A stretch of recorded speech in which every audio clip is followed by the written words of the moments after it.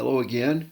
Larry Marino is here, and I wanted to talk to you about a very nice uh, response I got.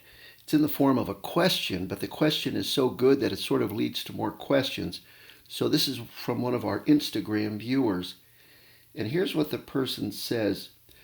So, the person saw um, A Shot of Courage Without the Hangover, Part 1, and says this: if we are to replace our own attempt at courage with faith in Jesus, which is true, we should first realize and accept our fears. And then the person says, but I've come to believe that overwhelming feelings of fear don't come from the Lord. Okay, so let me just take that part. So the person said, I must first realize and accept our fears. So I think if I said it that way, maybe I messed up here. Here's what I want to say. You must face them, you must confront them, but don't just say, well, that's the way it is. That's totally wrong. And if I gave that impression, then I am sorry. So you must face them, though, because here's why. You're going to find in a minute that's not the way to go.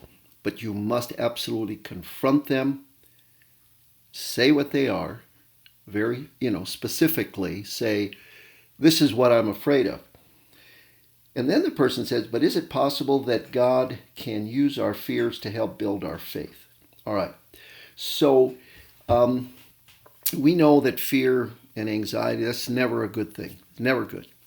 Now, fear can be good if a tiger is chasing you, you should be afraid and you should run. Okay, so that's proper. But when nothing's really happening and you feel afraid or anxious, then that's of course not good. So the kind of courage I've been talking about, and maybe I should have made this clearer, is it's really what they call psychological courage. It's where, it's not like I'm going to run into a burning building and rescue somebody, that kind of courage. But the kind of courage that says, I'm afraid of what people could do or say, or I'm afraid of losing this or that. So that's more a psychological courage. So here's what I want you to think about. I want you to think about. I'm going to pull this part of the Bible. It's one of my favorite chapters of the whole Bible. I think I've talked about it before. It's Philippians chapter 4. Let me just read the whole thing. Listen to this. Rejoice in the Lord always. I will say it again, rejoice. Let your gentleness be evident to all. The Lord is near. Now listen to this part. Do not be anxious about anything, but in every situation, by prayer and petition with thanksgiving, present your request to God. See, the facing of the fear is there, the facing of it and saying, that's a prayer request. I'm afraid of this. And you can't just say, give me good health or some general thing. That's totally wrong. Totally bad. Totally doesn't really help in any way. So find out what the request is. Really confront it and face it. Don't accept it as part of life, but face it. And then it says, present your request to God. And then look what it says, the peace of God, which is far superior to trying to figure it out. Now I'm translating from the original language. Will guard your hearts and your minds in Christ Jesus.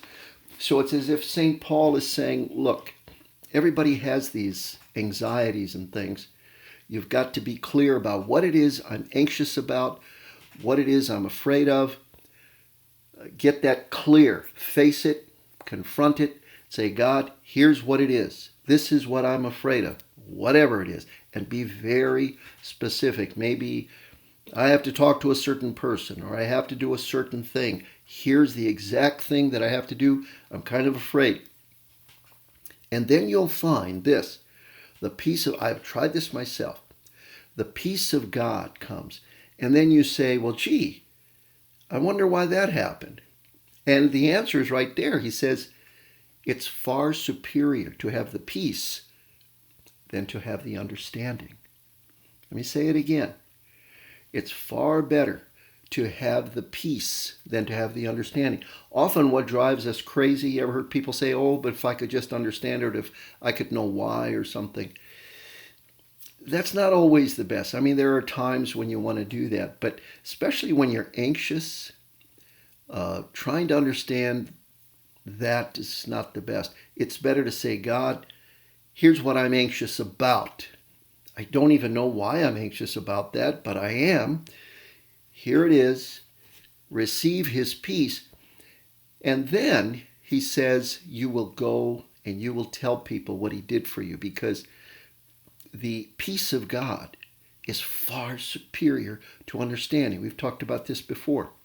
So I really appreciate the comment there, because it really got me thinking. So please know that the teaching goes both ways. It's not just me teaching you guys, but you guys can help make me think about something I might have said that maybe wasn't as clear as I, could have been.